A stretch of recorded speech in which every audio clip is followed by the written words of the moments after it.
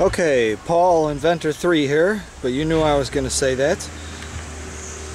Doing lots of experiments here through many analyzed experiments here.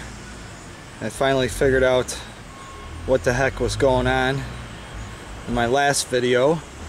Why the copper ground pipe in the center makes a difference as to what side of the coil it went to. And it was something that was right in front of my eyes. Let's see if I show you this drawing here. This is exaggerated drawing, but my coils are not perfectly straight. Right there where they're joined, they're a little bit off center, and those two faces that join together the ends of the coils are not truly square with the coils. So our pipe is kind of in there like that, and that's why I was getting all different readings from side to side to side and moving things around. And as you can see, I put the tape on the top. Well, I have a second pipe going through there right now, but I had the tape on the top and the bottom's held real tight. So now this wall that is against the ground pipe is flat up against it. There's no gaps or spaces in there.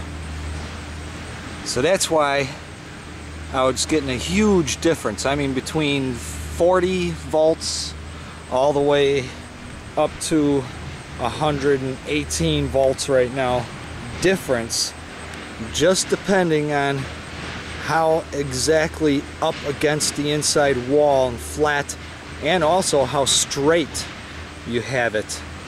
That pipe has to go straight through there. Let's see, 18.4. I added this last pipe here just as another experiment. Let's see if I take this off right now. And it kind of holds the other pipe a little tighter up against the wall. But 117.2, not really much difference. It might have just changed a little bit just because I touched it. Let's see, once you get that in a good position. So my next thoughts are taking a flat sheet, thin sheet of copper and coiling around the inside of that PVC piping there, so that we have and making sure that that joint in between there is straight, and make sure these coils are straight. So that's my next thoughts now. So now that I got that figured out, why I kept going all over the place with my readings, couldn't figure out what the heck was going on. So now that we know what's going on, I can continue with a lot more experiments. Let me remind you guys that you're always seeing the good end of everything. You're not seeing the hundreds of experiments I'm doing, you know, that are not being videotaped, and all the bad weather days. And so on to more experiments. Just wanted to let you know that I took some readings for power across a 1 kilo ohm resistor.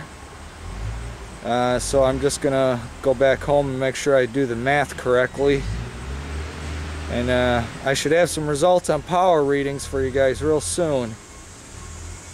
Again, here's our circuit. A little hard to see with all them other wires in the background.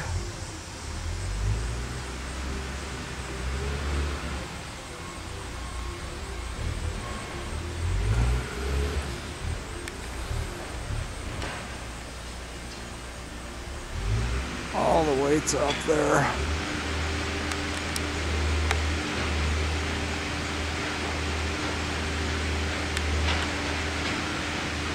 It's up there somewhere. Wow. Shaky. A little shaky there, buddy. Okay, so that's about that. Hopefully we get some better results now. Till we see you again. Same bat time, same bat channel.